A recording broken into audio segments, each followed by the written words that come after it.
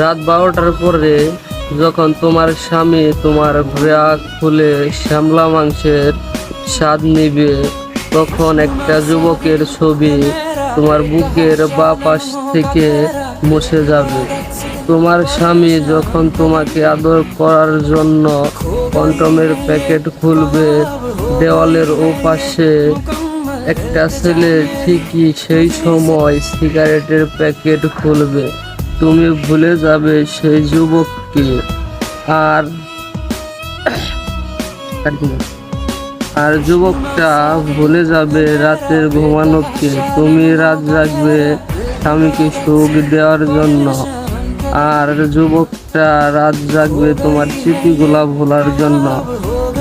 ভাষাটা অস্থির হলেও ভাষার জন্য আমি দুঃখিত, কিন্তু এটাই বাস্তব।